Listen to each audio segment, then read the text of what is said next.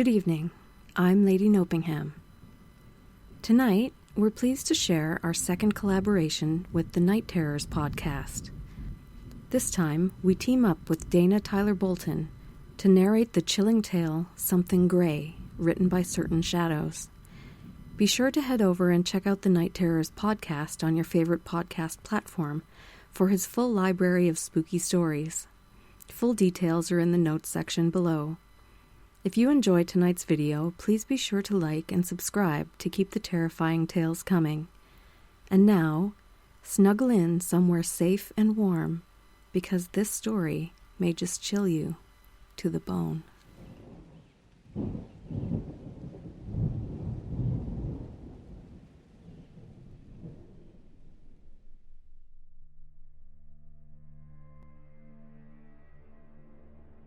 I had just finished running a cloudy afternoon's worth of monotonous errands when I spotted the handmade sign advertising a nearby yard sale. Bored by the day's tedium and looking to kill some time before a 3 o'clock appointment, I drove to the address scribbled on the sign in thick marker and arrived at a secluded, modestly sized brick house with fold-out tables placed along its driveway. As I browsed through labeled cardboard boxes filled with the sales offerings, I found most of their contents to be rather lackluster. Faded clothes, chipped dishes, threadbare bedding, and what amounted to little more than unremarkable clutter. Eventually, a large box that held an assortment of books captured my eye. Before I could inspect them beyond a cursory glance, a sudden voice interrupted me.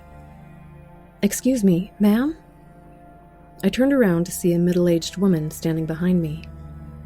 "I don't mean to be impolite," she stated in a tone that was equally apologetic and rushed. "But I was actually just about to start putting everything away. It's supposed to rain soon, and I really don't want to get caught in the middle of a downpour." She pointed at the book box. "If you take that off my hands right now, you can have it for $5. It'd be one less thing for me to deal with." "What kind of books are they?" I asked curiously. "They seem pretty varied. I didn't recognize a lot of the titles, but there were quite a few about the ocean. I had no idea Uncle Lawrence was such a big reader until I found all the books scattered throughout his house." The woman gestured towards the slew of boxes surrounding us. "Everything here belonged to him. He passed away recently, and I'm the only family left to handle his estate." "Oh, I'm very sorry to hear about that." "Thanks. I can't say that we were close, though. He tended to keep to himself. Packing up his things was like walking through a stranger's house." She looked at her watch and fixed me with a tight smile that failed to entirely conceal her eagerness to be rid of me. "So, are you interested in the books?" Minutes later, I was setting the heavy box into the back seat of my car. By the time my appointment was over, raindrops were falling steadily from the darkened sky. I went home, poured myself a glass of wine, and settled in to examine my purchase. It didn't take long for buyer's remorse to strike. Many of the books were dog-eared paperbacks sporting cracked spines, and the rest were frayed, time-worn oceanography volumes with jaundiced pages. I kept hoping to find a hidden gem, but instead, each title I unearthed was both terribly dull and devoid of any resale value. I was about to deem the entire thing a total waste of a $5 bill, when I saw a writing journal resting at the bottom of the box. Slender and bound with smooth canvas, it appeared to have been mistaken for a jacketless book and tossed into the box without a second glance. I opened it to discover an entry penned by a trembling, uneven hand. 30 years ago, the entry began, I experienced something terrifying. I blinked in surprise, taken aback by the ominous scrawled words, before continuing to read.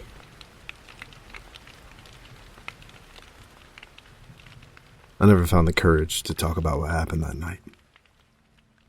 And I strongly doubt anyone would have ever believed me anyway. Fear of being deemed a liar or considered insane has kept me silent for decades. But none of that matters now. Perhaps writing this down will prove to be therapeutic for me. Or Perhaps I'm merely wasting paper, ink, and the little time I have left in this world. Back then, I had every reason to be happy. I was young and healthy, vibrant and ambitious. I enjoyed a great deal of success at work, including a recent promotion, and I just moved into a new high-rise apartment by the beach. Each morning, I stepped out onto my balcony, breathed in the scent of the ocean, and looked forward to what the day would bring. One night, I couldn't sleep. I'd been up late preparing for an important meeting I had the next day, and I was unusually tense. I decided to take a stroll down to the beach in the hopes that its cool air would ease my nerves. Moonlight guided me as I walked barefoot under the sand, carrying my shoes in one hand and my jacket in the other. I closed my eyes and listened to the relaxing sound of the lapping waves. No one else was there. I felt like that soothing moment of absolute tranquility had been created just for me. Looking back, I wish it never ended. Eventually, I opened my eyes and was immediately startled to see a man stumbling out of the shadows a few feet ahead of me. When moonlight illuminated his wrinkled face, I saw that it had been stricken with an expression of absolute panic. Sallow and feeble, with age lines etched deeply into his weathered features, he looked to be no younger than 80. His wide, reddened eyes gazed at me imploringly as tears streamed down his sunken cheeks. The old man wore a gray suit and a long gray trench coat that hung limply on his decrepit frame. Sand clung to his shoes like dust, and his thin, colorless hair was wildly disheveled, as if he had been tearing at it in anguished fistfuls. "Sir," I called out worriedly. "Are you all right?" "My wife," he wailed, his voice racked with despair. "I can't find her anywhere." "Maybe I can help," though I spoke in the most calming tone I could muster. Inwardly, I was quite rattled by his profound distress. "When did you last see your wife?" "Almost an hour ago," he babbled frantically, teetering on the verge of collapsing into unintelligible sobs.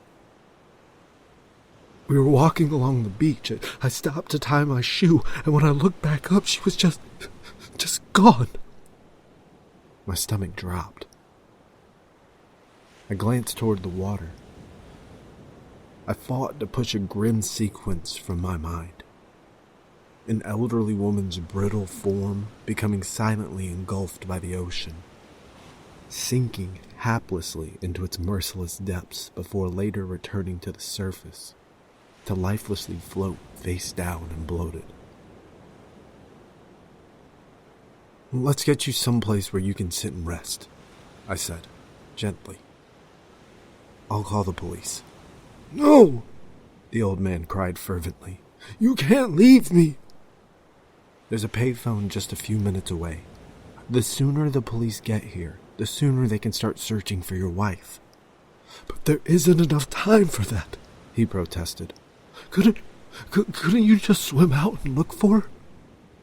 "No, sir, it's too dark, and I want to be able to see him." "Please," the old man begged urgently, bursting into fresh tears. "She's all that I have left." "I'll be right back," I assured him. "I promise." Before he could speak another word, I turned away and broke into a run.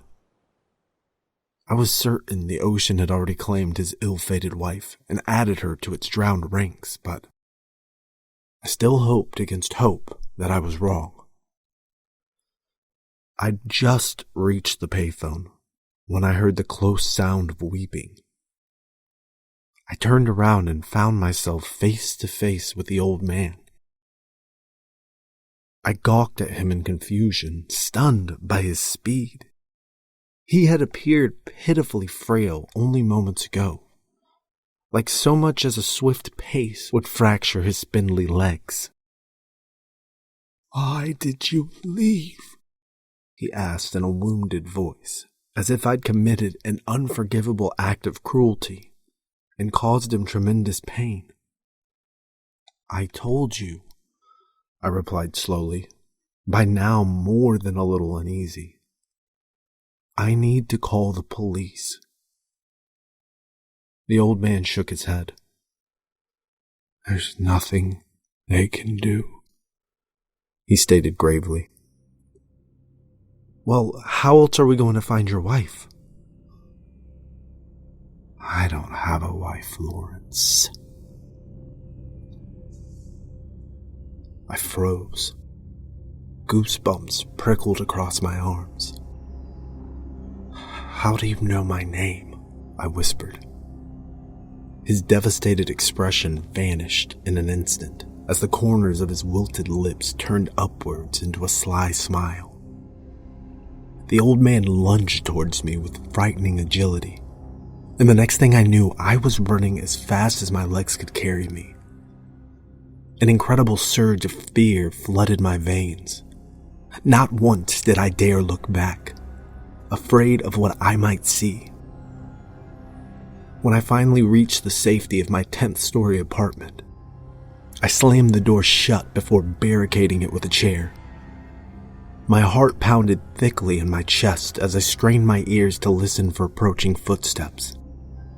Several tense but uneventful moments passed, followed by several more. Eventually, I dared to breathe a faint, shaky sigh of relief. Then I heard it. Tap, tap, tap. A crashing wave of dread swept over me. I turned slowly towards the glass door leading to my apartment balcony and saw the old man standing outside, grinning wickedly as he drummed his fingernails across the glass. Tap, tap, tap. I watched in horror as dark seawater poured from the old man's mouth and nose and trickled from his eyes, soaking his clothes in the balcony floor. The horrid stench of decay and rotted seaweed filled my nostrils to mingle hideously with the ocean's scent. I tore my gaze away from the ghastly figure on the balcony and bolted into my bedroom before locking the door and sinking onto the floor. I sat there, helplessly, for what felt like an agonizing eternity, drenched with panic-laden sweat and nearly hysterical with fear, desperately praying that the old man wouldn't shatter the glass and step foot into my home. My indescribable terror reached dizzying heights and grew more excruciating with every passing minute, rendering me certain that I would soon be driven mad by unbearable apprehension. Though I heard nothing but benign quiet for the rest of the night, it wasn't until the first rays of sunlight began to peer through the bedroom window that I finally summoned enough courage to rise to my feet and cautiously open the bedroom door. The apartment appeared as ordinary and untouched as it had been before I left for the beach. The only evidence of my incomprehensible ordeal was the chair still propped against the front door and the dark puddle drying on the balcony. I went to work in a daze. My memories of that day exist only in hazy fragments. My ashen reflection staring back at me in the restroom mirror as I splashed cold water onto my face. The incessant ringing of my office phone as I sat numbly at my desk. my visibly frustrated boss rubbing his temples as I mumbled little more than a scant few words during the meeting I'd so painstakingly prepared for. I felt like I was staggering through a heavy fog with no end in sight, where I could think of nothing but the night's horrifying events. Exhausted and overwhelmed, I left the office early to go home. I took a sleeping pill and climbed into bed, where I soon drifted off into what I hoped would be a dreamless slumber. I slept deeply and awoke the next morning feeling sluggish. I emerged groggily from my blankets, opened my bleary eyes, and felt a gasp rise up my throat like rancid bile. Trailing across the bedroom floor, up the walls and along the ceiling, before coming to a halt directly above my bed, was a path of wet shoe prints. I wish I could claim that I was brave. If I had been brave, if I had scrubbed away the shoe prints and attempted to do something, anything, to protect my home from the gray-clad stranger, then perhaps my life would have turned out drastically different than the bleak existence I live today. And these words would have never been penned. But the truth is that I am not a brave man. The truth is that I packed whatever I could fit into my suitcase, bought a train ticket, and left that very morning. I never returned to the idyllic beach town that brought me so much happiness. My fear of the gray man was so incredible that it drove me to abandon my apartment and possessions, my hard-earned career, and the promising future I had worked so diligently to obtain. I went back to my hometown, a small city far away from any beach, and began to eke out a quiet living. I remain there to this day. I cannot help but wonder what my life would be like now if I hadn't gone for that fateful walk on the beach. Sometimes I lie awake in bed, unable to sleep and sickened with regret, and feel utterly consumed by bitterness. All these years later, I still don't understand who or what the old man was. For decades, I perpetually glanced over my shoulder, afraid that I'd catch sight of him in every dark corner. I left my house only when necessary, and eventually I began to never leave it at all.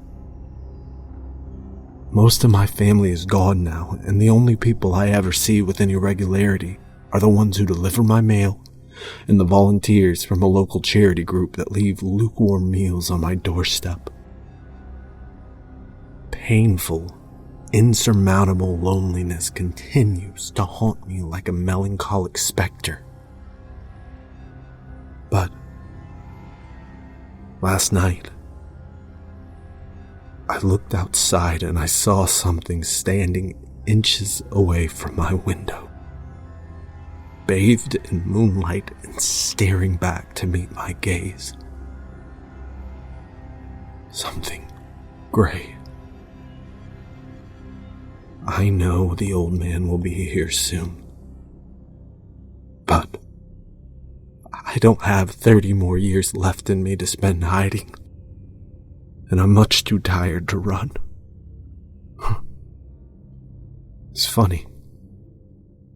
After living in fear of this moment for so very long, I find that I'm not actually afraid now. I'm ready to be at peace, to no longer be trapped inside the reclusive prison I have confined myself within. Whatever happens, I hope that tonight ends with me finding the same freeing tranquility I felt decades ago during that serene moment on a calm, quiet beach. I'd like to think I've earned it.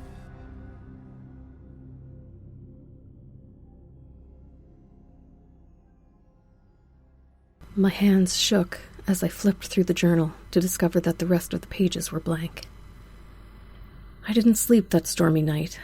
Instead, I read the entry over and over again, captivated by the strange tale told within its lines, and even transcribed every word of it onto my laptop. In the morning, when the rain was finally over and the sky was blue once again, I grabbed the journal and drove back to the brick house. I hoped to find the woman there. I knew the questions I wanted to ask her would seem confusing and odd, or maybe even alarming. But it was the only way to quell my overpowering curiosity. I had to know what happened to her unfortunate Uncle Lawrence, and if the old man was responsible for his death.